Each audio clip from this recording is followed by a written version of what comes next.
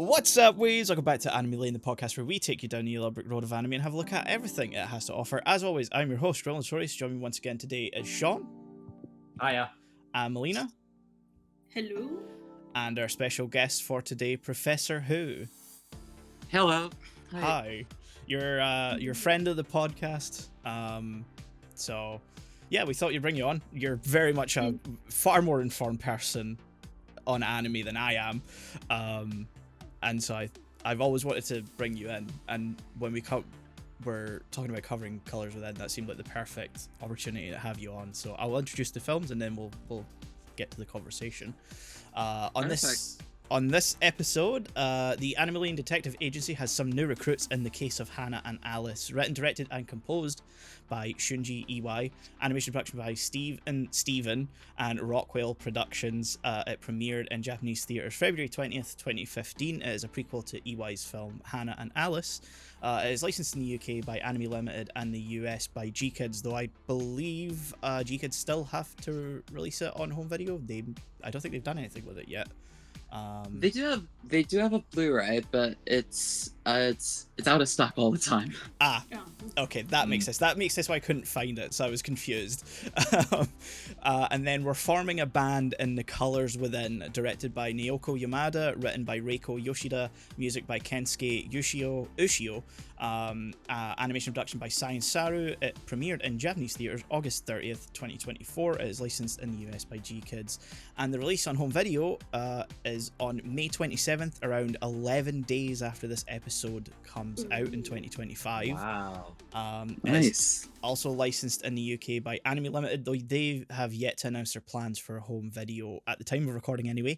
But if you want to pick it up before that, the Japanese Blu-ray does have English subtitles, which is how we have watched it. Just in case anyone thinks we're doing a little under the table work. What? No. We've never do done that officially in the lifespan of the show. Officially, quote unquote. So yeah, where do we want to start? Anyone have any in particular film they want to talk about first, or any points they want to bring up first? I watched Hana and Alice first. So did I. Well, shit. Of course, you always do differently, Melina. The discounter. I think I did as well. Well, okay, Yes! two for two. Okay, even split then. Damn. So which Should we one? flip a coin? I guess I can flip a coin on Google. Ooh. This is so I think a Google coin flip is more statistically going to get a tails result than heads or something like that. Okay, Oh well, no, now it's biased. so what's heads and what's tails? I'll just jump in and put Hana for heads. Why not? Okay, we're flipping. It's heads. So Hana and Wow. Alice. No, okay, cool. Nice.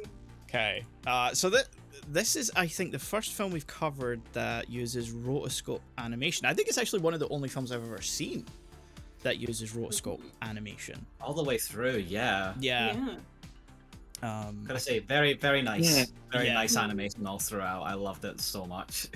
It's such a unique film because of that, and because like it was shot live action and then animated later. It gives it like a different feel to like the traditional anime movie. Mm. Oh, for sure, yeah.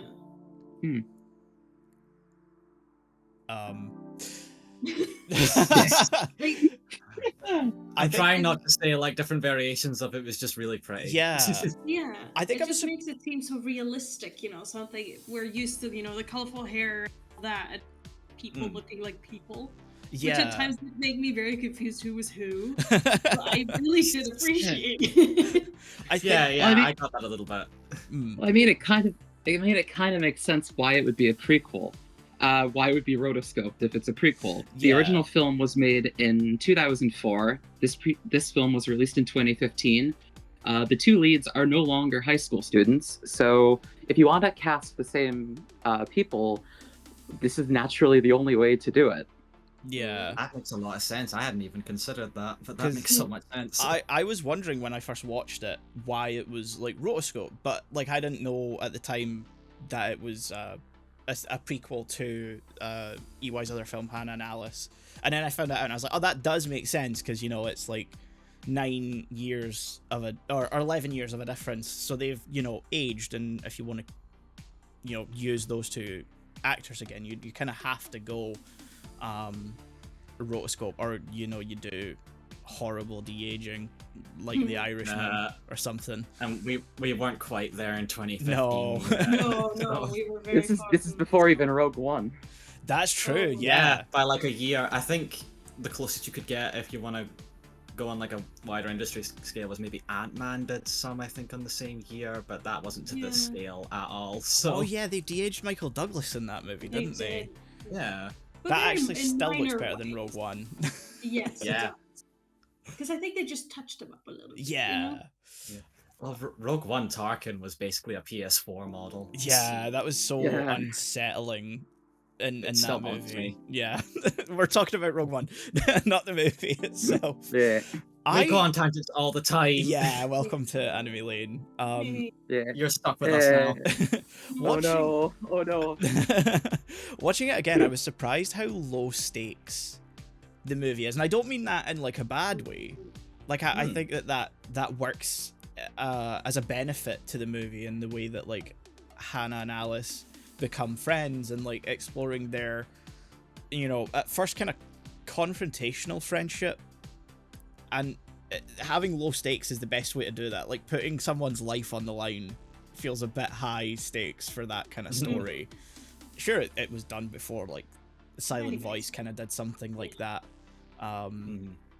But yeah, I appreciate how low stakes it is. It makes it a very comfy film to watch.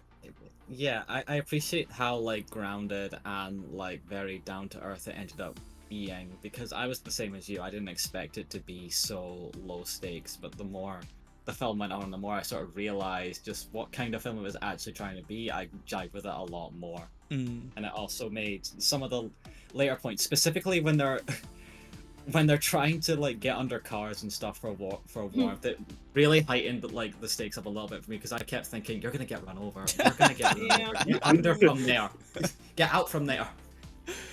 Yeah, because that point at near the end where like, you know, she's chasing the truck, and she's like, my friend's under there. I was like, this is significantly higher. This is like raising the stakes so much higher than I remember this film going. It felt like the end of the world, and nothing bad was actually going to happen. We as an audience, we knew she wasn't fucking under there. Yeah. So I think that's maybe why we didn't perceive the stakes as being that high, because we were just watching this girl like running after this truck. Meanwhile, we see the other girl looking down like, what a fucking idiot. Yeah, she's like, what's she Yeah. doing? Like, What Alice, is she doing? Alice. It's like- doing? It's like, oh shit, this is me. She thinks it's me. Oh. Fuck, Yeah, maybe I no. should have, got her up Yeah. from under the truck instead of just leaving her there. I Yeah, don't she's think like, she even I was- explains to her that like she thought she was under the truck. They just kind of run away. Like I don't think she takes Yeah. the time to go, by the way, I thought you were dead. I thought you were dying a horrific death. I think No, the rest you of the film showed us they don't ask questions for like too many things for Oh, too long. Yeah. Mhm. I mean, Alice is also very head empty a lot of this movie. Yeah.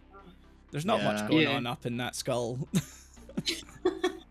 You know what's interesting is that when I rewatched this, I showed this to a friend of mine who had never seen this before, and I asked him what he thought about it, and he said that he really liked it because it starts out really bizarre. I mean, if you think about the mystery behind this film, the actual narrative, it sounds so illogical and so implausible. Yes. But you're thinking to yourself, okay, this clearly can't not have happened somehow. So you're wondering, what's going to be the twist? How did it actually happen? So that when it's actually revealed, they've done it in a way where it makes perfect sense. And it's something that you could actually imagine having realistically happened. Yeah, this is very like high Yeah. school rumor. This could really be a thing. The only thing I remember I wrote like a thing about the film back in college, like about 5 years ago. And the only thing I said was like, it all makes sense for high school, except the part where she acted possessed and somehow then everyone was like, she is now like a deity. We're gonna worship her. We're gonna make her like the head of the popular group. And I was like, if that happened, religious high school you have, huh? I was like, in my school, if someone tried that, they would be relentlessly bullied. Absolutely, yeah. Yeah. I guess it's different in Japan, but I know they still have bullying and stuff, so I don't think that would have flown, Yeah, I feel like that's just stretching it a little much, because like she does like that whole possession act thing, and then somehow that leads to the class worshipping her in her own little cult. They have like ceremonies and rituals, and I'm like, wow, you got a whole high school group in on this? I genuinely thought that like the twist at the beginning was going to be, oh no, this school actually is a cult. Which would have been a very different movie. Yes. Yeah. I don't know. I can 100% imagining you have the one strange girl who does something batshit insane, comes back, suddenly her hair's long the day after. You're gonna spread fake rumors, just, oh my god, what if she's like a deity or something? So funny. But the problem is you'll believe it. And then you're like everyone believes it. You're too far into the joke that you have to take it seriously, if you know what I mean. That's like, true. you ever just had that obsession with something stupid as a friend group where you're like, oh my god, the Minions are the funniest shit I've ever seen. And you start unironically liking the Minions. I think you're alone, like Melina. No, Shaun. No, I understand. I understand. This is just a higher scale version of ironically doing something like cringe, and then just doing it over and over again to the point where you just end up unironically doing it, and you realize, oh no, I have become the cringe. Yeah, yes. That I get. The Minions example is very specific though. To Melina. Melina has her niches. Did you put on a suit to go see the What was it, Minions 2? I wish. I did see, I think, while I still live back home, I would see every single Minions movie with my sister and my cousin, just because we watched the first one together. I mean, that's like a fair family thing to do, I guess. Yeah, but also I'm so sorry. It's completely normal. It's completely normal. When I saw The Rise of Gru, which I hate to admit it. I hate to admit that I actually did see it, but there were a bunch of people wearing suits there. Wow! Oh god, great. you got like a POV shot of the whole thing. I'm so sorry for you. Yeah. Oh. It wasn't the worst. It wasn't the worst thing I've ever seen, but I will say the experience of just seeing everyone wearing suits made it a little better. Honestly, you know what? I believe that. That's fair. That's fair. Again, another tangent. Sorry. Sorry. I don't know if I was alone in this, but I think it really struggled to find its footing for the first 45 minutes. It was trying to be one thing, but they're also like, oh, it's new girl in new school.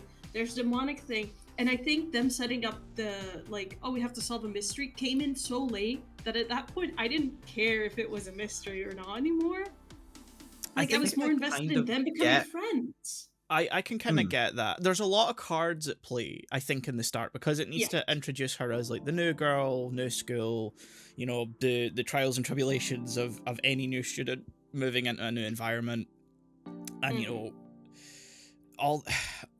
And then, it takes a while to get to the point of, even just, quote-unquote, Judas, though. It's, Yuda. I don't know. Even when I heard that and, wasn't, I read it in the subtitles as Judas and went, no, that's just the name Yuda. Yeah. That's not Judas. I know that's how it would be pronounced in Japanese, but there's part of me that was like, no. Yeah, the pun only really works. The pun only really works in Japanese, and unfortunately, the official English translation of this film, you could say, accidentally gives away the twist early on by giving a translator's note of Judas (parentheses Yuda). Wow. Wow. Because it's not until yeah. she gets like the letter with his name on it that like you're meant to like click together. Yeah. That Yeah. this is what's happening. I also just love the whole conversation of like, who's Yuda? And she's like, yeah, Yuda's from the Bible. And she explains the whole like story of like Christ being crucified and stuff. Yeah. And I'm like, Yeah. what? Girl, no. Some Christianity reference in this film, which paired up with colors, but then gives a weird theme for this episode. Yeah, a little bit. Welcome to Our Christ Has Risen Easter special. Oh, this could be great as an Easter special if we planned this in advance. About 2 weeks after Easter.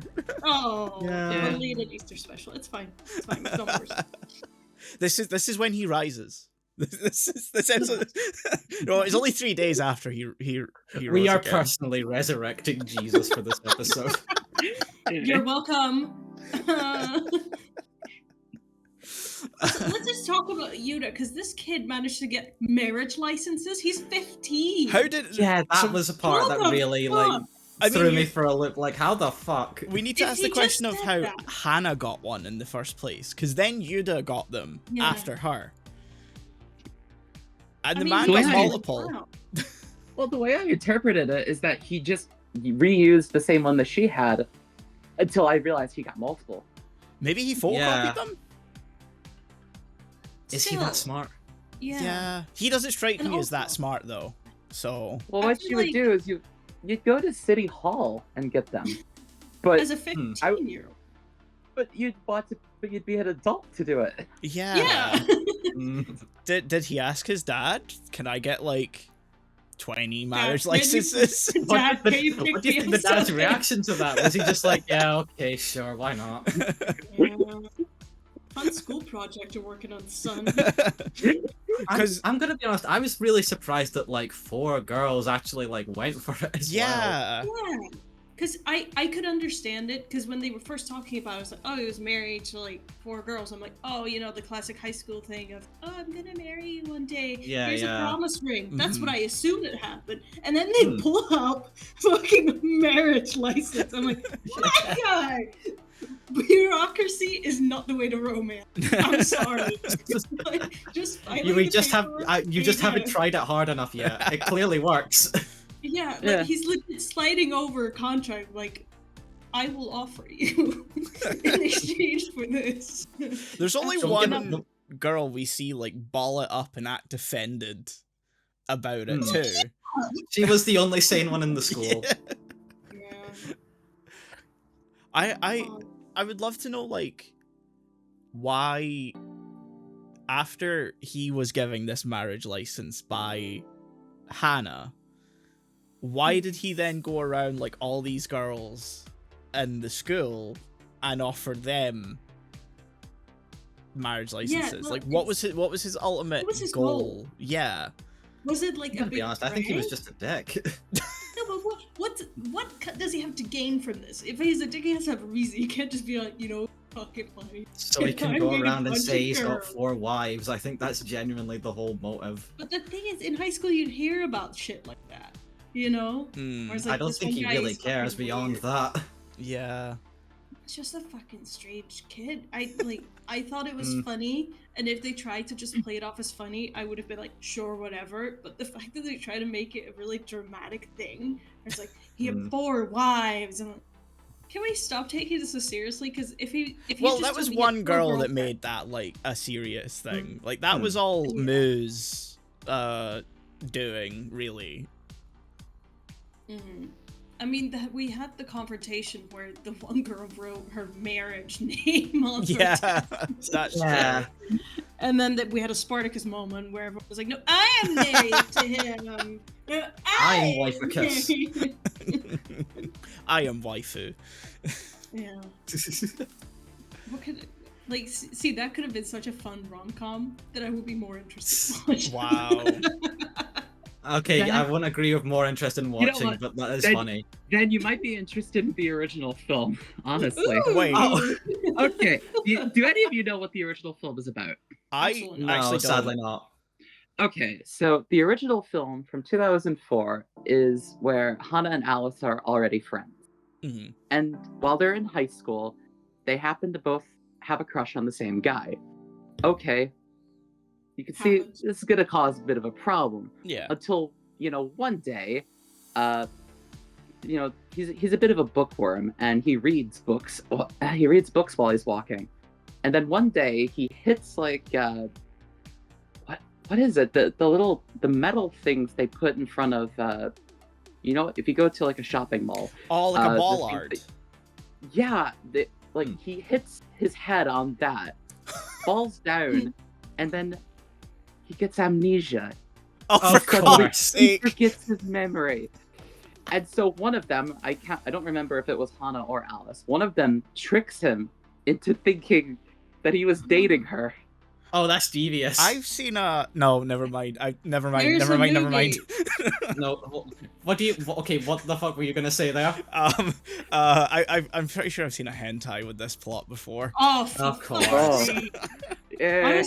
I was gonna mention the Overboard movie with Anna Faris, where it's just the rich guy gets into an accident, has amnesia, and she's like, "Oh, I could just get money out of this," so she pretends to be blind. I haven't seen that film, Yeah. but I don't know enough about rom-coms apparently to have a reasonable example here. I gotta up my work. Yeah. So they don't really get along. So eventually the other girl, I still forget if it was Hana or Alice, one of them finds out and they drift apart, and the rest of the film is about them trying to get back together and rekindle their friendship after this incident. Ah. And it's a good film, but this is a much better film. I think Okay. finding out how they became friends and like their journey to friendship is more interesting to me. Like, I think the original film sounds good, but sounds kind of tropey, if that makes sense. Getting in a fight over a guy with your best friend is like a quintessential rom-com romance film plot Almost like line. a sitcom plot. Yeah. Yeah. It's also I'd probably like watch it at some point, but Yeah, just based on that synopsis, because that sounds really funny. I do want to watch it. It's something I've had on my list since I watched Case of Hana and Alice like years ago, whenever was it like 2020 or something like that. But I don't think it's licensed in English, unfortunately. Unfortunately not. When it comes to Iwai's films, they really haven't. One of the reasons why is he outright owns most of his filmography. And they're independently produced, so that means he can ask whatever he wants for them. And I don't know anything, but you put two and two together and you can make a couple of guesses. Yeah. Thankfully, debatably his best film, All About Lily's Shushu from 2001, that was licensed in English. And it does have a North American Blu-ray from Film Movement. That's region free. Well, I may need to acquire that for the podcast. It's a fantastic film. And the way that I sell it to weebs especially is it feels as if Hideaki Anno ghost-directed a Shuzo Oshimi screenplay. Okay, that means more to me than it does to them, but that sounds cool as Yeah, fuck. I wish that meant more to me. They only know who Hideki Anno is because we've seen Evangelion. Yeah. But My ears perked up at that. Yeah. Shuzo Oshimi is a very famous mangaka who who's best known for having written the two legendary titles, The Flowers of Evil and Inside Mari. The former of which is one of the very few other anime in existence that is actually rotoscoped. That's it. I knew there was like another anime that I had on the tip of my brain, and I could not remember what it is, but it's The Flowers of Evil. Yeah. It's an amazing adaptation that actually surpasses the original material for what it covers. But that's the problem. It only covers the first half of the story, which is a huge problem for something that's so narrative centric, and where I feel the second half is the heart and soul of the work. Yeah, having read The Flowers of Evil, it's kind of disappointing to hear it only adapts half of it, because it's one of those things where like you can do an adaptation that adapts some of a manga and give it like a sort of satisfying ending, but for something like The Flowers of Evil, it's really, that would be almost impossible. Because it's one entire narrative. It's not like a, I don't know, like a big shonen thing where there's multiple story arcs, and so you can get to a story arc and just go, yeah, we're done. We don't plan on doing any more of this. Like when Wit bowed out of Attack on Titan, they kind of had like a really grand ending with the story arc they ended on, but like you can't do that with The Flowers of Evil, unfortunately. Or you could just do what the live action movie did and do it all in a singular film. And it's really bad. Yeah, it doesn't sound great. It's amateur hour in terms of its filmmaking, and Mari Okada, a writer who I think is hit or miss, and I don't remember who it was, but somebody said to me about Mari Okada that she either writes the best bangers you've ever seen or the worst pieces of shit you've ever seen. And there's no I in love it when between. that happens. Yeah, that sums up what I've seen of her work. She wrote the screenplay for that, and yeah, it's an absolute dumpster fire. Damn. I don't think we've covered anything from Okada on the podcast yet, actually, now that I think about it. Ooh. Yeah, no, because we still Yeah, haven't covered Anthem of the Heart, which was in contention for this episode. Yeah. Oh yeah, it was. But yeah, we haven't watched anything she's written or the one directorship she did, which was Makia. I think she actually directed a newer film more recently. Oh, did she? Yeah, called Arisu to Terizu no Maboroshi Kojo. Oh, Maboroshi. Is that the one on Netflix? Yeah, Netflix just shortened it to Maboroshi for some reason. Yeah. Yeah, I think she wrote and directed that. We've brought up watching that before, but I don't think it's ever made it to like the finalized stages of covering it. It's interesting. I would say that it has Okada at both her best and her worst. Oh. So I'd still probably watch something, other first to get a sense of who she is as a writer, because there's a couple of scenes in there which I could say are analogous to her entire career and sum up her main theses that she uses as thematic devices. Because I think we're gonna cover Anthem of the Heart probably soonish, so that'll probably be the first thing we cover from her, I imagine. Yeah. But yeah, back to Hana and Alice again. Yeah. Wait, what film were we talking about? Where are we? We're talking about What are we doing? Who am I? What do you mean we're not here to play Lethal Company? I think to sort of come back to the technical aspect of the film, with it being like shot live and then rotoscoped later, all the on-set sound lends the film like a really interesting spatial quality that you don't hear in anime very often. Like, obviously, like, anime has to build its sound design from the ground up, whereas capturing most of it on set and not really, from what I can tell, not really doing a lot of replacement later, just from the sound of how things have been post-prod in the sound mix, it lends it like a much more real sound. Like, it sounds like someone is almost just filming this and being a fly on the wall at times. I think that really like leans into like how rounded the film ends up coming off, like just overall, because it's like that and the rotoscoping, which gives everyone a lot more of a realistic sort of look that helped really solidify this as a really low stakes, grounded movie. There are some. Oh, sorry, you go. I would say that it even extends to the acting, because it's rotoscoped. I mean, you take a look at the end in the scene where Hana basically confesses to everything that she had done while they're, under the vehicle. That is possibly the most naturally acted scene in any anime I have ever seen. Yeah. There is a level of naturalism to the performances here that no other anime that I can think of even matches. Flowers of Evil is in a similar league, but that has a lot of over-the-top acting for one character especially, but this, because it's so grounded, it just makes you feel like this is real. Yeah. Because it was. Very much in that moment as like a viewer.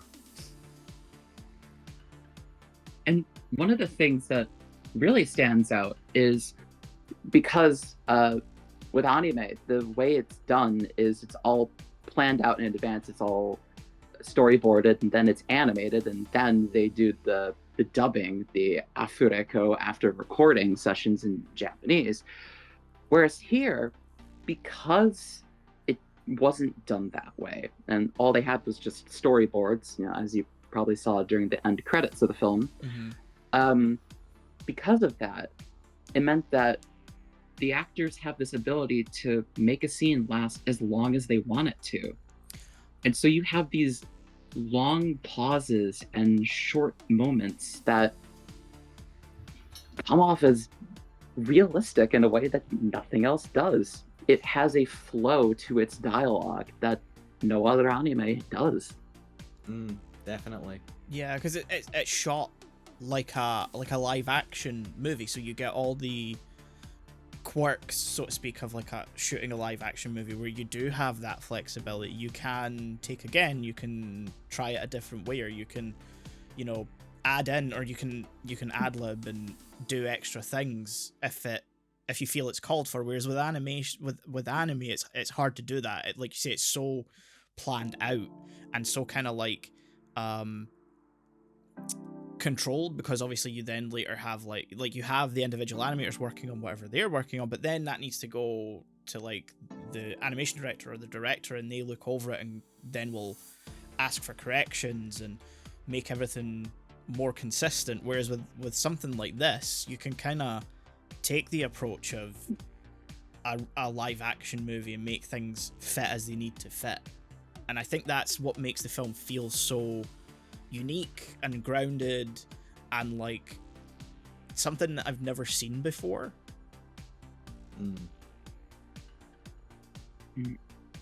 Interesting, yeah.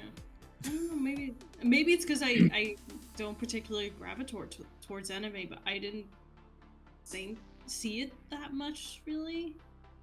Probably because my frame of reference is just much smaller with this, but yeah, no, I like the humanness of it, because I do comment, like, looks a bit exaggerated in that. And I think the design, like the visual design of high school girls in both the movies we watched today, big fan. They look like children, which is correct. They're not overly like male gazy or anything like that. Yeah. We've talked about plenty of times before Exactly. anime, because it's such a pervasive thing. Yeah, and just the focus of teenage friendship, but in women, is always fun to see, because it is so different, I think. Especially in high school and all that. So that was very nice to see. It's funny you mentioned the whole like high schoolers drawn as like high schoolers thing, and the whole male gaze conversation, because I remember one of our last recordings in person, we talked about Red Line, and in Red Line, Alice in this film, played by Iwai or Aoi Yui, I don't know which way around it is, also voiced Sonoshi in Red Line, the one character that that you guys, or we were both, or all of us, sorry, were very like, yeah, they didn't need to do that. They didn't need to portray her like that. I liked your character, but why'd she drawn like that? She didn't need to be drawn like that, man. Why do you gotta do her like that? Come on. Yeah. That was a nice little surprise last night when I looked at the cast list. I was like, that name sounds familiar. Oh. That's okay. why. Oh, well, there it goes. Also, I want to ask how, like, this is a personal film peeve of mine, but an in-public dance scene to no music, I think you need to work so hard to deserve it, to not make it seem slightly cringy. and her doing like some ballet in a parking lot, I understand what they do, but I cannot put myself in there and see it as something that doesn't look weird. I mean, I feel like it's the dead of night. They've missed the last train.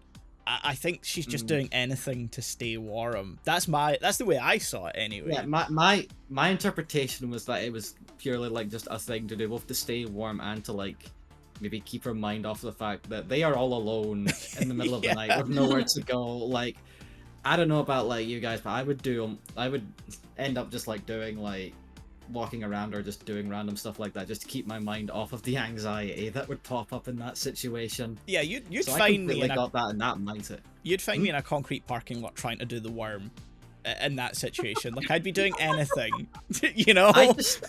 I'd start picking up like little stones and just probably like trying to throw them in places. Not like too bad, but just, you know, see how far I can go. Yeah. Oh, no, I just walk around like fast-paced walking and talk to myself, trying to appear as insane as I possibly can. Okay, that's one way. You do you, but yeah. I was until was... you said the whole talking to yourself to seem like you sound insane. I was gonna be like, well, you don't have the, you know, the ballet skills. So for her, like, that's something she can reference to as like, oh, I know that this is gonna make me feel warm. This is gonna keep me entertained. This is gonna keep me from, you know, succumbing to the dark and cold, both literally and metaphorically. But no, you went in a completely different direction there. Of course. No, because like I think having a ballet theme throughout could have made it so much stronger, but it's just kind of in the beginning for her to connect with this girl that she apparently knew, which the girl kind of disappears to me.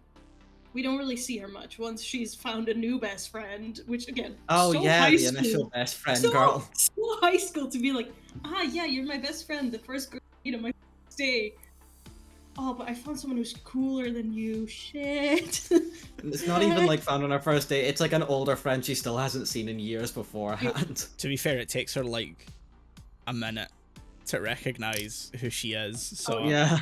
But I also think that like she disappears for the rest of the film, but like a lot of these events happen in quite a condensed period of time. So like I can kind of forgive that, because to the immediate moment of the narrative, she's not like important, and so it feels like she disappears, but that's just because they're outside stalking people for a whole day. As you do. As you do, you know. Yeah. Not at all a problem Like- in Japan. No, just high school things. No, you know, Every day. you guys don't do Yeah. that? Oh my god, that's crazy. No, I 100%. I think narratively,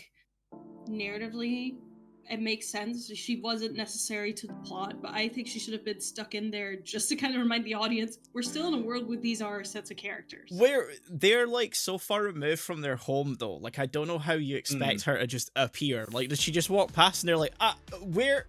Okay, she's gone. Like I don't know what you want. I have no idea.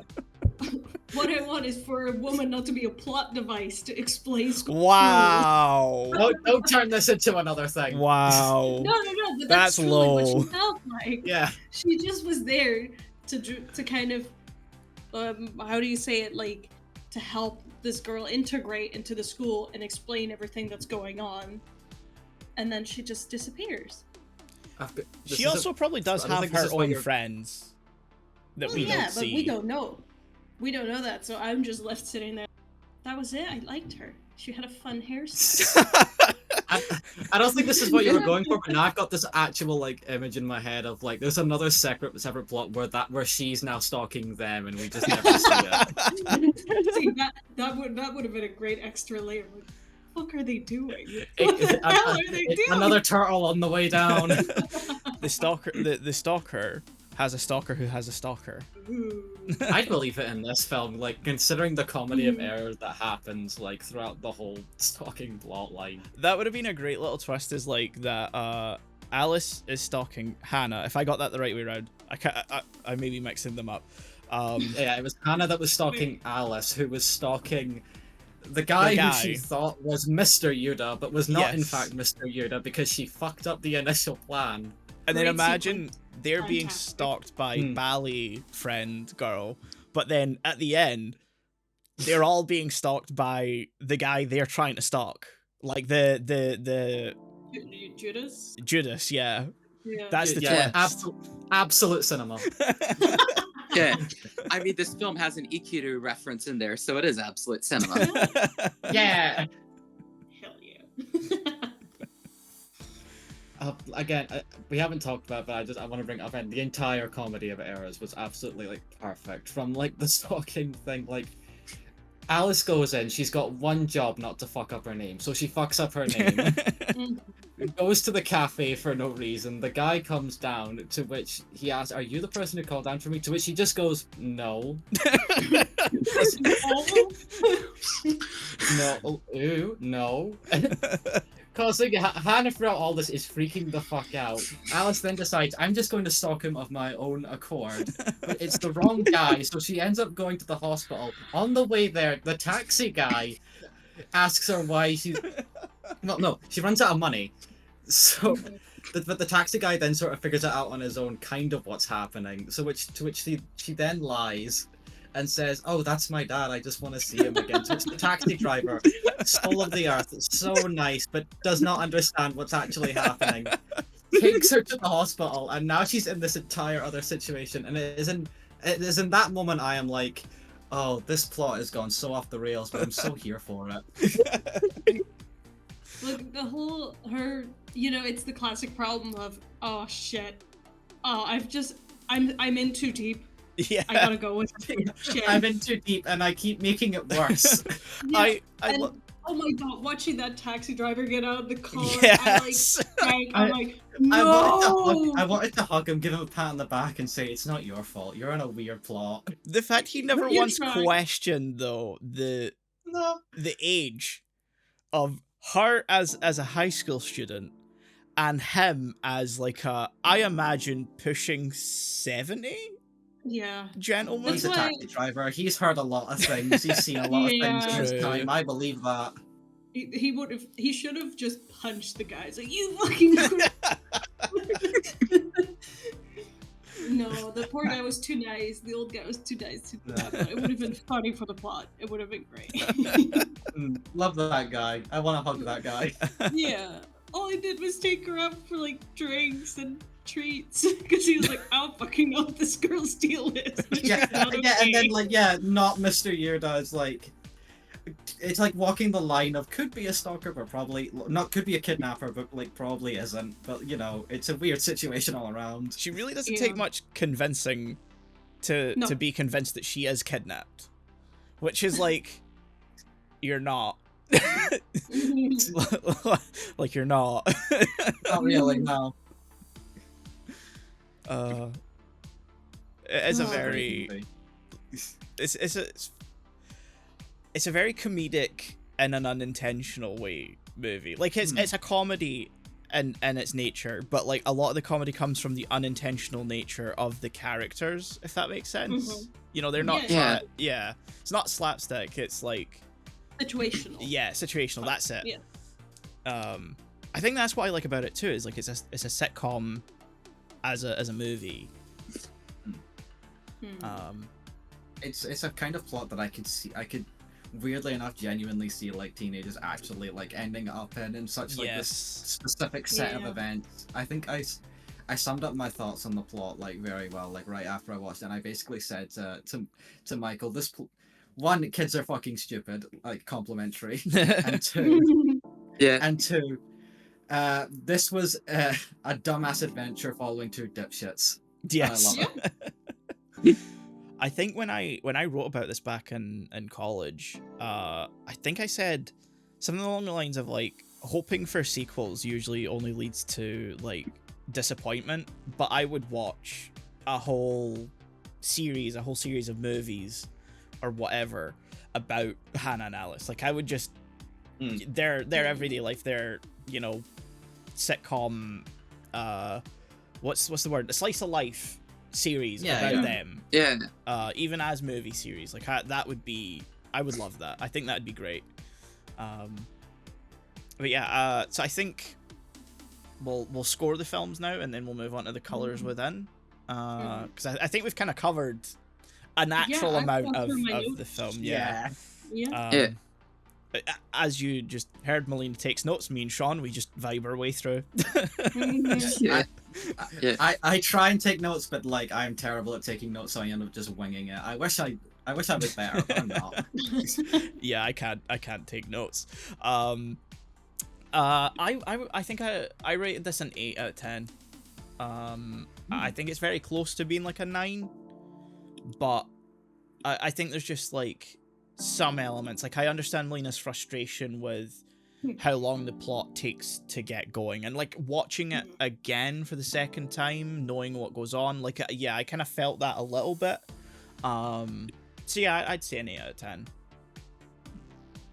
I actually did end up giving this a 9, like a strong 9, in my point of view. And the reason it isn't a 10 is because of the things you brought up, Melina. It does kind of feel like it takes a while to get its footing on that first viewing. For me, I think by the end of the movie, I kind of got like what kind of like the theme it was going for, and what kind of like tone it was really going for. Where it felt like that made more sense in like a retrospect thing. So that's the only reason it's like not a 10. If it's just a 9 for me, but a strong 9. Yeah, I gave it a 9 for very similar reasons. That's understandable. Yeah. Melina, Oh, come on. 5. Yep. Fucking knew you The were gonna dissenter.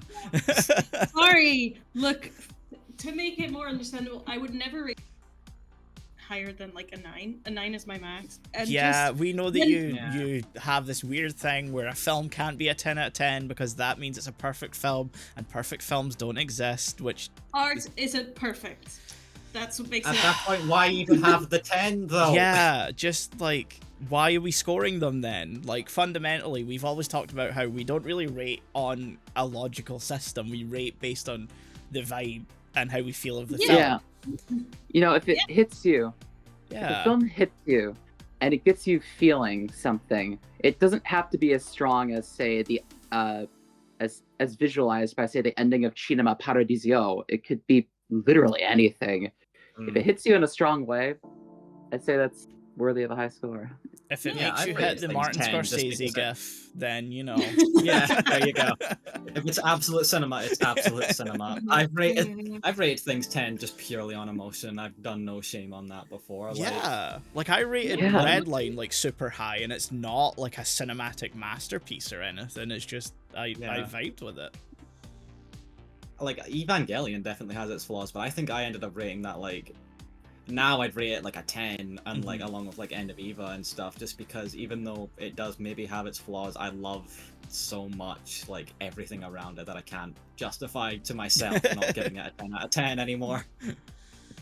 Yeah, there are a number of films that I've rated 10s, even if they don't, quote, deserve it, just because my connection is so strong. Didn't you give definitely. was it Megalopolis, the Francis Ford Coppola film, a 10 out of 10? I did, but it was a joke.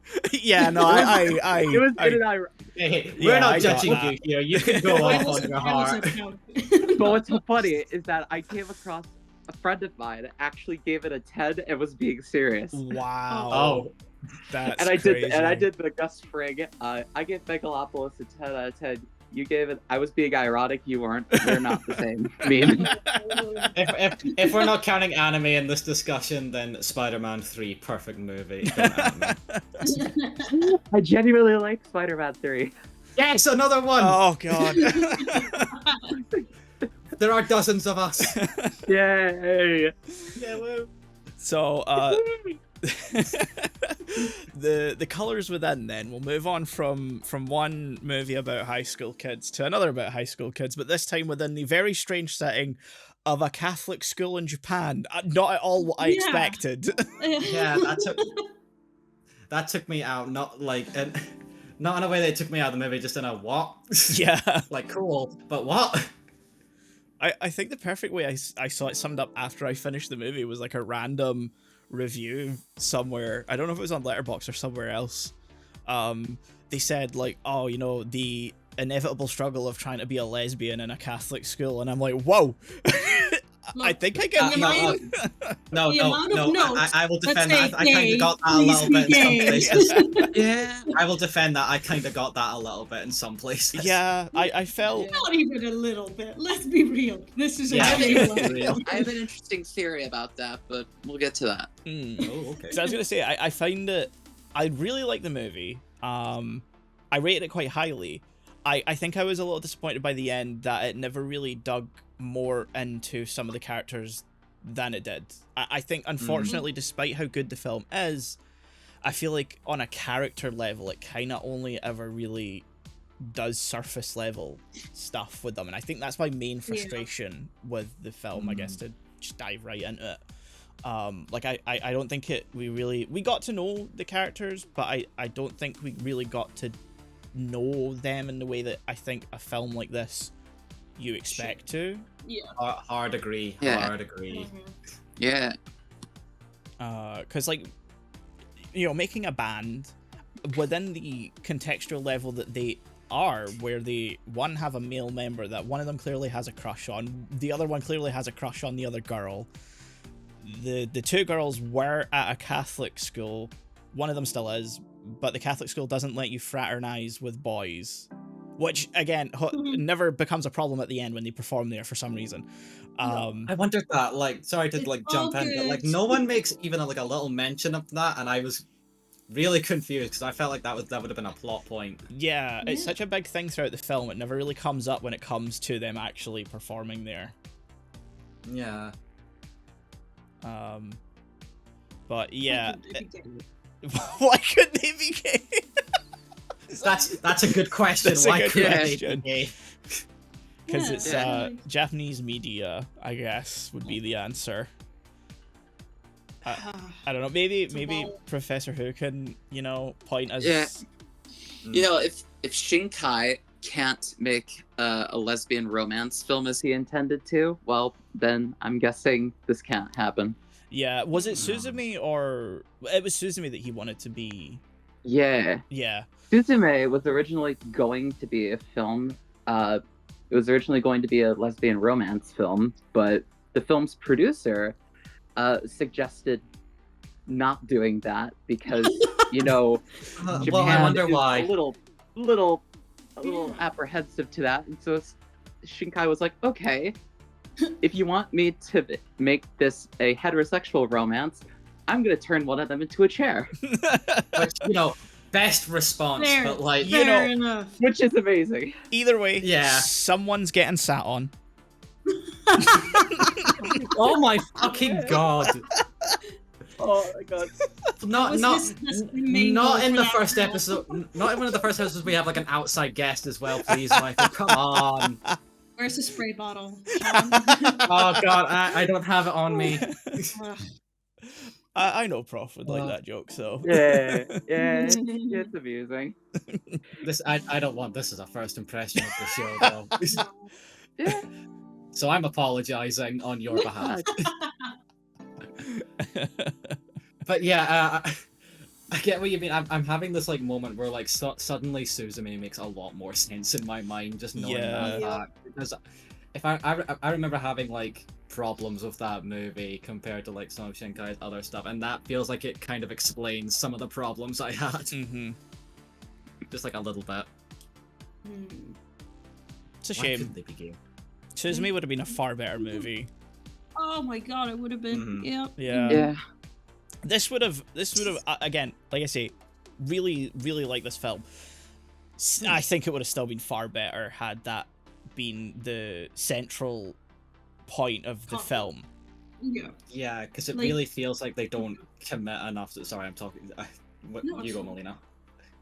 Look, I was only gonna say like it was building it up in a way where you were expecting it, Mhm. and so I was like, oh my goodness, she's gonna write this beautiful love song, and then we just get something planets amen, and I was so disappointed. Wait. Like the beat, the melody, a bop. Yeah. But Yeah, come yeah. on. I was gonna say that is Yeah. a bop of a song, but like, it really Like, feels oh. like it's missing something for me, Yes. like throughout the whole movie. And I think it's the fact they don't. Obviously, I guess behind the scenes they couldn't commit fully enough to Mhm. like what it seemed like they were actively building upon. But it feels like the film falls a bit more flat to me than I think it really should have. Because I agree with Michael that like in terms of a character, it feels like this should have been more of a character focused movie, but it didn't go too much beyond the surface of one to really click with me. Because I think all of the songs kind of end up feeling not like what the film sets them up to be. Because you have the Planet song, which is just kind of ends up being like it's a bop, but it's kind of dumb, really. It's only a bop in melody. Yeah, I like it, but like then there's the other song, and I'm forgetting all the character names today for some reason. It's really annoying. But like the is it Sue something? I can't help you here because I'm having the same problem. It's the dark-haired girl. I call her Blue Girl in my notes. Blue Girl. I also call her Blue Girl. Kimi. Kimi, yes, thank you. Sakunaga Kimi. Sakunaga, yeah. The whole kind of thesis of her song was to be like her dealing with. It feels like the film was hinting towards like depression, because she says it's not going to be a happy song. That it's going to not be, you know, upbeat and stuff like that. And so I thought it was going to be like a really heartfelt, emotional song about the situation she was in with like leaving school. I think she has this general directionlessness at that point in her life, and it's not about that really. Yeah, along with the fact that her color's blue, I feel like that would have been like the obvious hint to like maybe a little bit more of a depressive angle, but again, it doesn't fully commit to that, so a lot of it feels sort of half-baked in like the development, and again, it's kind of why the film didn't really click for me. Yeah, I also feel like there's not really emotional resolution in the like she can see colors aspect to the story, like because I thought it was going to end with both of them or one of them telling her what color she was, and that would have been a very nice kind of tie up to everything thematically. But comes all full circle. Yeah, but no, that's absolutely agree. Yeah, when I saw this theatrically, and one of my friends had a similar criticism in that he said the whole idea of, you know, Totsuko seeing everyone with all the colors, and that's a cool idea, and the opening scene establishes that very well. Yeah. And then you have the bit where, you know, she gets the volleyball thrown in her head, and for just a single frame, you can see Kimi has been replaced with just a bunch of colors for just a single frame. If you look closely, it's great. There's a lot of cool stuff there, but you know, his main criticism was that it didn't really develop that, and it was more like, haha, I guess it's a funny little quirk I just keep to myself but don't tell anybody about, rather than, you know, explore it. Yeah, which, like an actual character thing. Yeah. It's frustrating, kind of like watching this. It was in retrospect, really thinking about it, it's more frustrating than anything. How we were so close to like a good movie, but like they didn't fully commit to any one way. I think I have to like your friend pointed out like how it doesn't really go anywhere with that idea, and I think that might actually be, even though I feel like I have to keep justifying my criticisms by saying I really like it. It's established at this point, so I'm gonna stop that. But I think one of the most frustrating things is that it doesn't, that criticism I don't think just applies to her color sight. That kind of just applies to a lot of ideas that come up in the film. Ultimately, a lot of them end up not going anywhere or meaning anything. Like we talked about the whole religious school thing. It's built up to be this like really central pillar of the film and their situation and the context of their band and all this. And then they perform at the school and there's no point or resolution. There is a nice moment between the sister that covers for Totsuko, where she says she was in a band, and it kind of links to that, you know, carving in her bed and stuff like that. That's cool, but ultimately it doesn't fully develop this whole idea of they are at a Catholic school, there's a lot of limitations on them, and they're not allowed to be with boys at all, point blank. until we're in the band and about to perform. Yeah. And then it's fine. Yeah. Yeah. The vibes say it's okay. Yeah. And that, I think also applies to, Kimi's whole storyline with her gran and dropping out of school and stuff. And I really feel bad for Rui specifically. He's not really got a huge part to play in this movie. No, really. Yeah. It feels like he was almost studio mandated that we suddenly needed like another boy character. We need a boy. Yeah, We need a boy character to maybe get like a love triangle in there or something. It just stinks of that whole thing. When I saw this, my first impression is that Rui is like such a male lesbian. No, Yeah. that's Real. Major hosier vibes. I was so Major close to hosier. calling him like a twank at one point. Hey. Guys, her egg hasn't cracked yet. Let her cook. They She'll get had there, she'll like get an there. idea for his like story of he's under some like his parents to take over the family practice. Such a nice little plot. But he wants to go and pursue music. And then they just kind of try to shove it in at the ending bit. Mm-hmm. And then he just goes off to school to do exactly that. There's this big moment where all of the characters kind of like confront what it is they're dealing with by speaking to the individual person and asking them to come to the show. Except Totsuko. Yeah.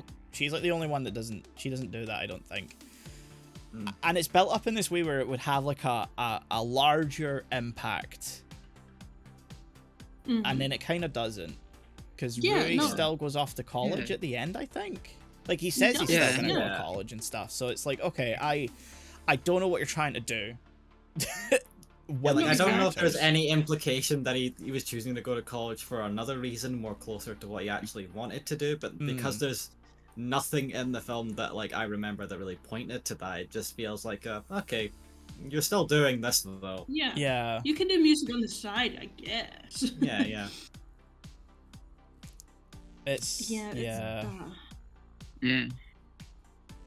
It just, to me, of the like plot points just felt like predictable. Like, okay, yeah, we're gonna have the girls pretend ill from her school trip. Okay, makes sense. Of course she's caught. Girl visits her while she is pretend ill. Of course they get caught. And then Born Slipping plays. Yes, that's the thing I've been trying to figure out how to bring up. The weirdest moment of this film is them like listening to music with their headphones together, and suddenly a very recognizable song starts playing, and I'm like, is that just Born Slippy by Underworld? And then in the credits it is. It's just, I guess it's like a remix. Well, not really like a remix, but like a cover essentially of it. Yeah. Hearing it in this like cozy anime movie was a fucking cosmic experience for me, because I am always gonna obviously associate that song with Trainspotting, which is a very, very different movie. As two Scots here, like that's a very like specific song to have show up in anything, and a very like odd moment of out of body experience. When you live in the country where watching that movie is basically a law before you're 16, it gets associated with like that movie. Which, so when it pops up in this very clean, very cozy and nice anime film about like teenage girls and like Catholic school starting a band, it's like, huh? Well, the reason they chose it is actually pretty interesting, because Yamada said in an interview that, you know, if you're doing something a bit more mischievous, you'd want a song to, you know, comment on that. And since she's a big fan of the film Trainspotting, you know, seemed like a natural choice. Okay. I didn't know she was a fan of Trainspotting. She even picked it out in her visit to the Criterion Closet. Oh, wow. Wow, okay, that's really interesting. Such an odd film for a Japanese director. Unexpected, because like I can sort of see the connection. It is a good film. Don't get me wrong. It's just so Scottish that, you know. What's interesting is speaking of Criterion, they did the initial release here on Laserdisc. Mm-hmm. And when they put it out on Laserdisc, it came with a pamphlet that came with essentially, quote unquote, something similar to the live action equivalent of translator's notes, where it gave translated slang. That's great. Aww. That's fantastic. That's hilarious. I think there's a version, I don't know, I can't remember if it was for England or for the US, maybe it was for both, where the first, I think, 30 minutes It's the US. I know where you're going with this. It's the US. Has like all of the dialogue ADR'd by the actors with like less Scottish inflection, less slang in it, so that it was more comprehensible to other audiences. But like it was only like the first, I think, 30 minutes, if I remember correctly. Was it that? Because I think it might have just been one of Begbie's monologues, the one where he throws the glass off the. I'd heard one. I think it's that. I heard the same story from Michael has, that like it was the first 30 minutes, because I remember it's not the Begbie scene, but it's who is it that's doing the job interview in like near the beginning of the film? Is it Spud? I think it's Spud.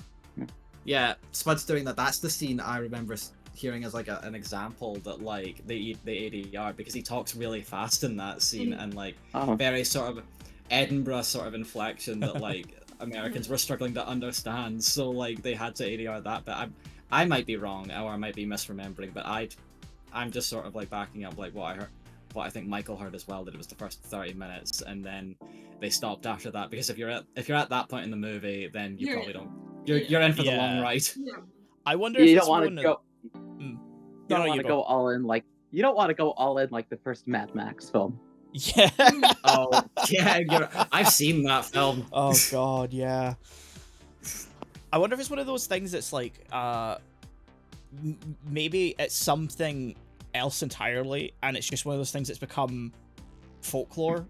You know what I mean? Like one of those urban legend things, because that happens. To I guess bring it back on a topic, but like with anime, that happens a lot with some stuff.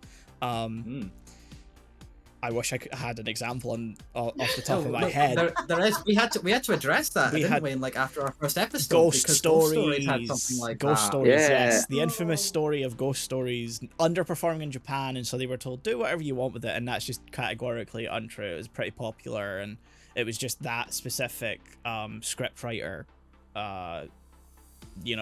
done that thing quite often, if I remember correctly. I am having to go back 3 years at this point. Yeah, that was the first episode of this show, which was 3 years ago now. Jesus fuck. Wow. Anyway.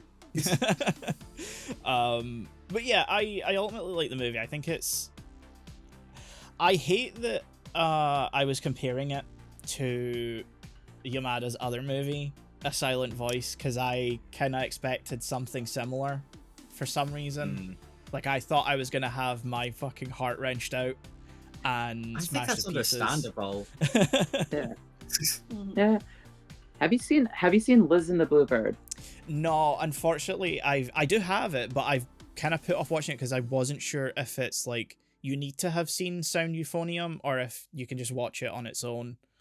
You don't have to have seen it at all. Oh, cool! I can put it in rotation for this then. Awesome. Yes, you should. Cool. That is the whole thing about like, they should be gay. That's one film that actually does it. Yay! I want it next time. Nice. Okay, well, that's going, I guess, high up on our list for. I want an anime film that commits to the gay. Yeah. Gotta have some good Yuri.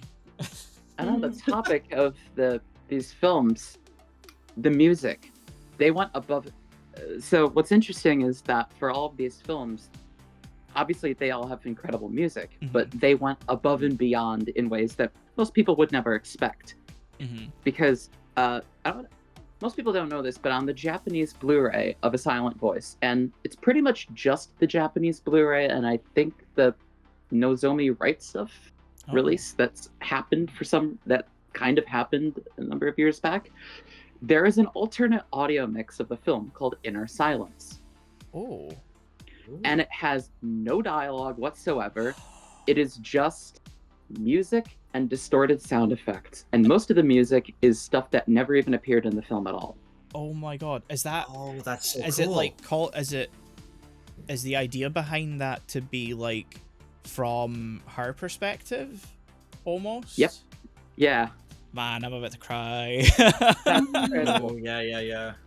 And then with Liz and the Blue Bird, that's a film where it's about these two protagonists, these two girls, and they have to perform a solo from, a bit from a concerto, and it's in the third movement, and they play a tiny bit of the first movement at the beginning, but you don't hear any of the rest of the first movement. You don't hear the second one, and you don't even hear the fourth one.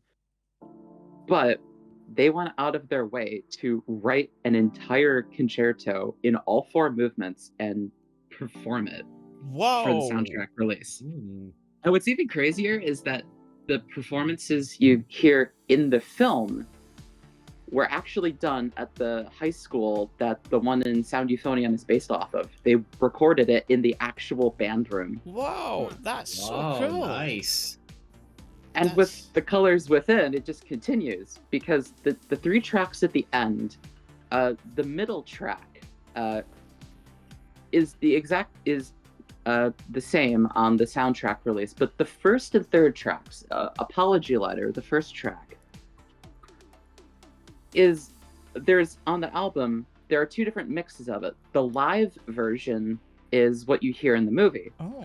And the one that doesn't have the live denomination is what I would consider the quote studio version, where the mixing is entirely different to sound like an actual studio produced album. Whoa. With completely different mixing. It has additional sound effects, and it's 3 minutes longer.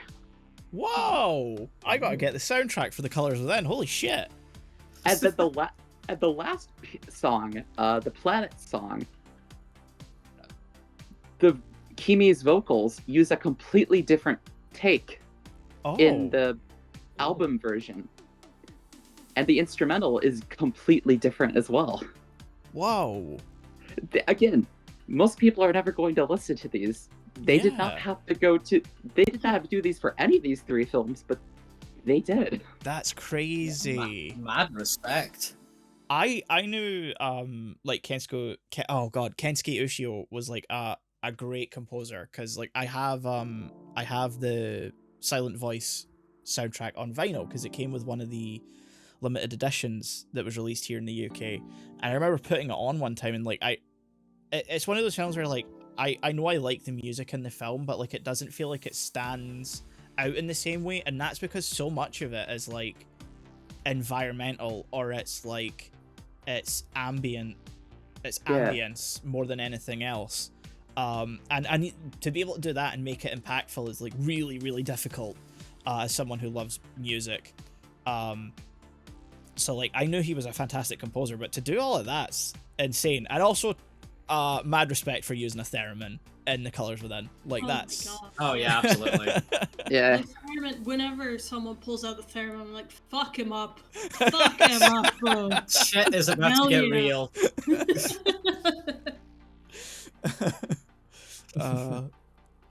I saw that in the movie and I was like, is that a theremin? And they started playing it, I was like, holy fuck, it's a theremin. Yeah. But no, that's crazy. I want to get the American release of A Silent Voice now that I know that track exists. Yeah. That we watched a film like that. Yeah, that would paint like a very interesting version of the movie, because I know that some films have had isolated scores and scores and sound effects tracks added, particularly stuff from like Discotheque. They've done it on Galaxy Express, Captain Hardlock, and a couple of the Lupin movies, if I remember correctly, maybe one or two. Yeah. But it's not super common, especially now. But that's an interesting way of doing it for A Silent Voice. Like that's very particular for that film. Yeah.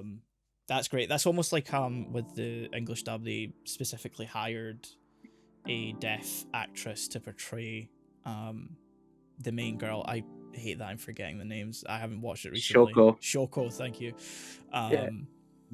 But yeah, that adds a nice touch to the English dub. But yeah, Colors Within. I feel like it could have been. It doesn't commit. Yeah. I think that's its biggest problem, because it could have committed and failed, and that I would have been happier to see that. Yeah. Than them just trying to kind of weasel their way out of it. Yeah.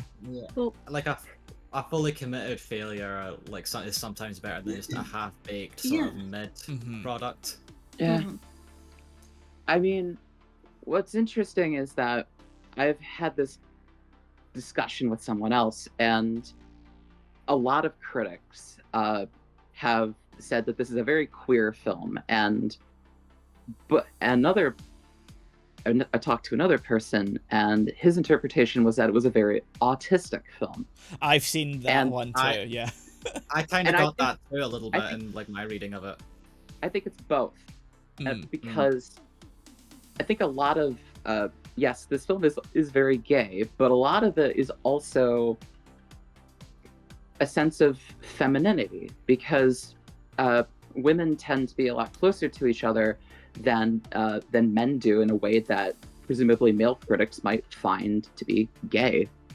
So how much of it is just femininity? How much of it is them being gay, and how much is something else?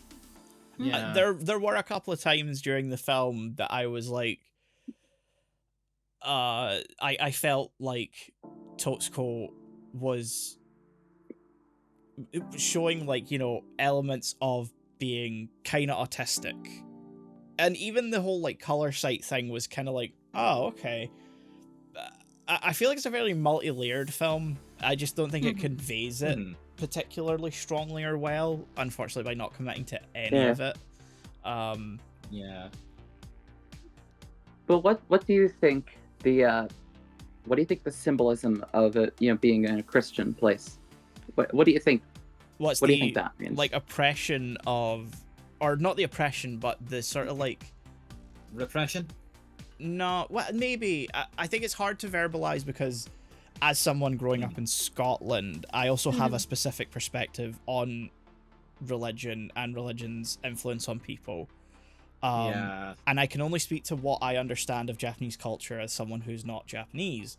But to me, it's a combination of representing, on a literal sense, the stifling aspect of religion and of itself, and the, you know, rules by which you need to live under if you are a devout practicing, you know, member of faith, to make this about not just specifically Catholicism, but then also a metaphorical aspect of it. Certainly feels like it's meant to be the aspect of being Japanese, and more specifically female in Japan, and the sort of conservative, restrictive nature that they mainly have had across their history. And also the whole, you know, if we're talking about the film being gay, that also plays into it too, where it's like it's sort of not as accepted over there. And I feel like my reading maybe is not correct in that aspect, because I am, again, like I say, I'm not Japanese, so I find it hard to place that on, because I don't know how much of that is projection of my perspective outside of Japan, if that makes sense. Yeah. A friend of mine interpreted this on a meta level as this is representative of Naoko Yamada and her guilt after leaving KyoAni, after leaving Kyoto Animation, you know, after the fire. Interesting. That's a sort of meta-contextual level that I've never even considered. But that does sort of make sense in a way. I didn't either until a friend of mine said that, and I haven't been able to not think about that. That's that's certainly a wow. So I'm kind of speechless at that idea. Gobsmacked. Yeah, because I guess for a little. I mean, I think you guys have heard about it before, and we've certainly spoke about it before. But just in case anybody at home doesn't know, but in 2019, it was 2019, right? I think so. Yeah, there was an arson attack on Kyoto Animation's office in Kyoto. That was pretty devastating. You know, some people lost their lives. There were a lot of people injured. And it was really, really impactful on the studio, the people who were there who survived it, the community and industry at large as a whole. And wow. I almost don't want to say that. Really, I don't think it affects my perspective on the film, but it certainly affects how I interpret That's quite another the layer, film. I imagine. Yeah. Wow. I'm Damn. never going to be able to unthink that or not see it when I watch the movie again. So yeah, thank you to a certain Frenchman out there who told me this at random. And I'm like, I literally just saw the film and you put this in my head. Wow. Now I will never be able to get this out of my head. That adds... Get wow. brainwormed. There's certainly... Yeah. Wow. It makes the religious aspect of this film like a way more multi-layered thing that I think it initially comes off as. I don't know where to go from that, though. That's quite the thing of just a doom. That's quite the showstopper. Yeah. Wow. Yeah. I think we'll just move into scores then. Yeah, I think we've said all to it. Because I was going to say, like, it felt like there was no reason to put, like, specifically the Catholic angle on, like, the whole thing. But that just sort of answered that for me, I think, like, a little bit. So, you know, there we go. Yeah. Unless anyone else has any points, notes they want to bring up before I, bring us to a close with the scores. Not really. No, okay. I can't really think of any. Awesome. So I am gonna start, and again, I know I've criticized this film quite heavily during this conversation. I do think it's a 9 out of 10. I am very partial to a band movie, and I think it's another thing where, even though I don't think it commits to anything, I think the stakes end up being low enough for what it's trying to achieve in the main story, not necessarily thematically. I think it as a thematic piece, it fails quite hard. But as a purely narrative experience and as a band film, I really like it. Anyone else? Come on. I think I've went just sort of a little bit on the opposite end of the spectrum. I think I've also talked about like how much I've talked about how the film doesn't really click with me, how I feel like it really doesn't commit enough to really make me say it's a great film. But having said all that, I do think it is just on like the coziness and again the low stakes thing. I think I can bump it up to like a 7 out of 10, but that's like my absolute maximum. I can't really say I bring myself to bring it any higher than that, which is a shame because I feel like it could have been higher if it just committed to anything. Yeah. Come on, we've only got 2 left. Who's going next? Look, I go last. That's my thing. Okay. Okay, cool.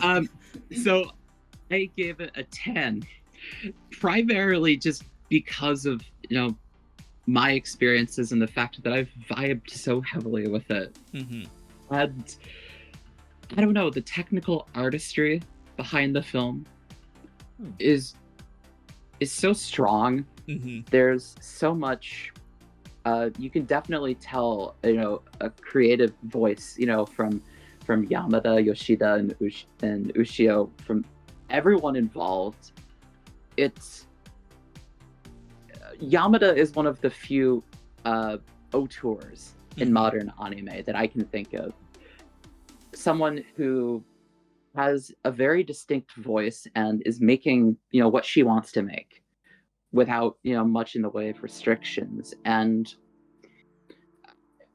the film definitely has its flaws for sure, but we don't get many anime films like this anymore. Unless you have a big name, unless you're Naoko Yamada or Shinkai or Mario Kata, as I mentioned earlier, Mhm. unless you're someone who worked your way up and got to that point to where you have that credibility, Yeah. you don't get that anymore. And I can't help but respect a film for being so bold and artistically rich in, you know, a period of time where we are not getting that with anime.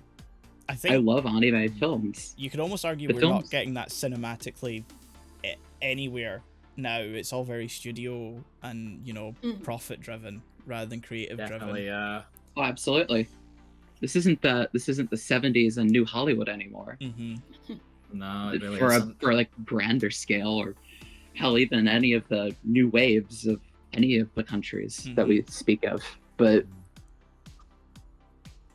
for what we have now, it has its flaws for sure, but I can't help but love and respect a film that really does what it wants to do without any sort of mandates, and just does it with such good results. That's really all I can say. I thought it was a good movie. I liked it. It's a good movie. It's a good movie. I give it a thumbs up. Yeah, I'll raise you one. I'll do two. No. Damn, we got 2 thumbs up. Yeah. That's fair. That's very fair. That's though. fair. Yeah. Right, yeah. Yeah. All right, Melina, fuck it up. Melina, say your opinions. Trying to fuck it up. 4. Whoa! Oh, now we're cooking. Yeah, so, you know, growing up in religious schools and struggling with a lot of not being neurotypical and all that. What? No. That's crazy. And, you know, with speaking on sexuality and like religion as well, I feel like it just kind of utilized religion as a background where we had to assume certain things were oppressed. And if it has like a background from the writer, I get that. But like just watching a movie, I always just go in fully blind. I don't know who the director is. I don't know who the writer is. I don't know who's in it. I just thought it was a bit of a cheap shot. And I just, because of it, felt so disconnected from the story. Because I just felt like they were just putting it out there in this world. And we talked about it. They have so many visual metaphors, like within the religion, her dancing. That's a thing that's also in both. Oh yeah, both of them. There's ballet. Yeah, the ballet. Yeah. And like her dance sequence at like the end feels so undeserved because she was barely dancing through any of this. So it just kind of happened. When she's like out of the building and she's just dancing, I was like, okay, why? You know, people can express themselves in strange ways. Yes, 100%. But if you establish a format within your movie and then decide, fuck it, dance sequence, unless it's a musical, I'm gonna have problems with it. Because it's just the way, if it established early on that that's a thing, 100% would have been deserved. But I just don't see it.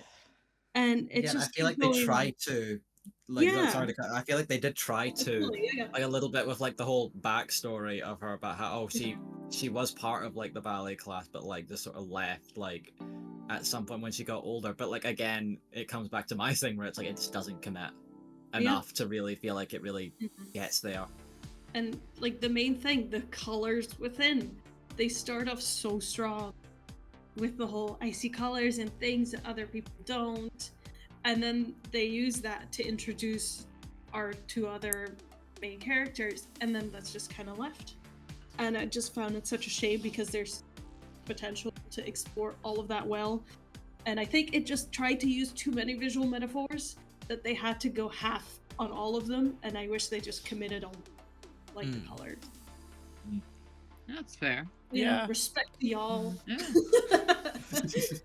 I think I disagree with some parts purely on like I think just I don't know, it's I don't mean it in a bad way, but I think sometimes you get hung up on certain aspects that I don't think matter too much, like the whole dancing thing, like as a celebration of something, like I don't get it, but I understand you'll have a thought process and logic understanding behind it, and that's fair. But 100%. I'm surprised it's like that low a score, because I agree with Prof, whether it's, you know, it succeeds as a movie, there's a lot of technical artistry and creative artistry on show here. That I think even if I didn't vibe with it, I'd find it hard to go below a 5. So that's certainly a hot take. I'll go through my process a little bit, because it was, No. I think... No, I'm kidding. Go ahead. let her speak. I'm gonna let her cook. I'm sorry. Gonna rate it higher until it got into the... And I was just so disappointed by the songs we got, because they could have done so much for the narrative to kind of really nail all those little parts of it. And then we just got the Planet song, which I thought, oh, that's her showing us she's going to develop this as a songwriting skill. But we just stayed with the first thing she ever wrote. Yeah, no, I get that. I get it. Are you kidding? It was such a good melody. Yeah, no, I get where you're coming from. I understand. These are two very similar movies. Like, all of my notes, I was like, wait a second. There's ballet. There's semi-religious undertones. Yeah, there's a lot of weird connections I wasn't expecting when I watched the Case of Hana Alice, and then went into Colors Within, and I was like, whoa. Whoa. Conspiracy. I wanted to ask, like, did you pick these because it's both about, like, female friendship, and there's a hint of ballet and well, I ultimately left the decision of the pairing down to Prof as the guest. So I don't know whether, you know, they have a particular reason they picked both of these, because Anthem of the Heart was the other one we were choosing between, right? If I remember correctly. Yeah, definitely. And I mean, I wanted to talk about The Colors Within because it came out just recently. Yeah, and, that's yeah. And also, I wanted to hear Scottish people's perspective on the board slippy moment. Okay, then now it all makes sense. The truth comes out. Yeah. Okay. But you know, of the other two, like, Anthem of the Heart is a fantastic film, but Okada is a well-known she's a famous, if not infamous, screenwriter that people are familiar with. Whereas, you know, The Case of Hana and Alice is a film that nobody talks about. Nobody has really ever heard of this. Yeah. And if anything, the only people who would even know of this film would be, you know, cinephiles. You know, people who are into cinema, and Japanese cinema specifically. They might not be interested in watching an anime prequel to a film, but they are statistically the most likely people to know about this film. I think another thing is, because this film was rotoscoped, it does not have an English dub, and I think that also helps kill accessibility a bit. Yeah. Because if you don't have that, it limits the number of people who'll do it. It didn't stop the French, however. Yeah, I did notice that there's a French dub on the UK disc, because obviously it's a co-author. Nothing stops the French. Yeah, no. The VF does exist for this film.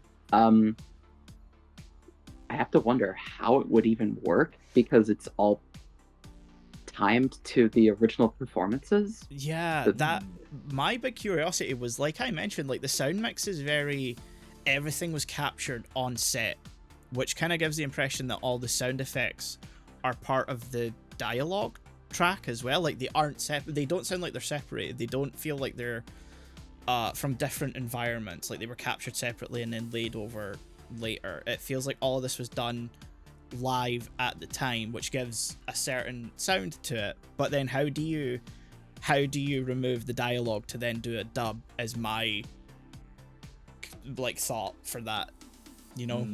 Yeah. Yeah. I don't know. I think another thing is a bunch of Mario Kata films, the Anohana movie, the Anthem of the Heart, and Her Blue Sky, they recently, earlier this year, just got 4K UHD releases in Japan. All of them have English subtitles. They're not they're not good discs. They look terrible. Great.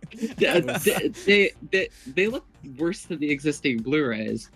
But the fact that they have new releases at all is making them a bit more accessible and putting them in the eyes of people who probably never would have seen them. Yeah. I don't think this film is ever going to get some sort of reappraisal unless somebody brings it up here and now about it. In fact, I think the only other person I have ever that I know of who publicly was promoting this film, and it was in a podcast, no less. Wow. An American guest on a UK podcast, no less. Whoa. Was Justin Savakis. Oh, what podcast did he promote it on? He the Anime Limited podcast, when that was a thing. Oh yeah, they did do that for a while. That was a thing. Yeah, inconsistently at best, but they did it. He was a judge one year at Scotland Loves Anime, from what I remember. That's right.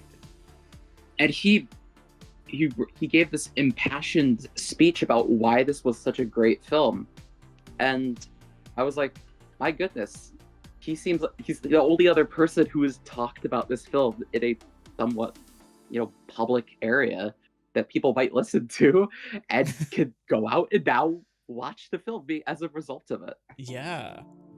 I mean, I think that makes it the perfect film to pair with The Colors Within. Something relatively new by is it fair to call Naoko Yamada famous as an anime director at this point? Probably, yeah. Yeah.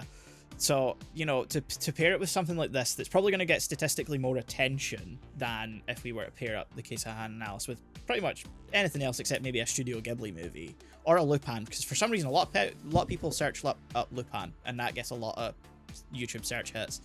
Though, finally, I can bring this up. To anyone searching on YouTube who comes across our podcast, who somehow has got to the 1 hour 36-minute mark of this episode,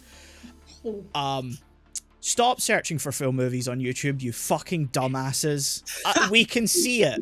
We know what you're looking for. We know you're what not you're gonna doing. find it. Stop it. We can give you some links if you really Go need elsewhere. There are other not places. Not officially. Melina should. Oh, sorry. Yeah, there are better ways. There is a cat site that you can go to. You'll find it there. Meow. You fucking idiots. We're calling them out. We can see you. Fucking stop.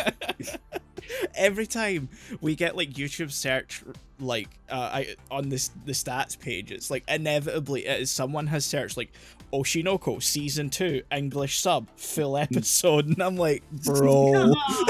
We're past the era where you can do that on YouTube. Yeah. Fucking stop. Yep.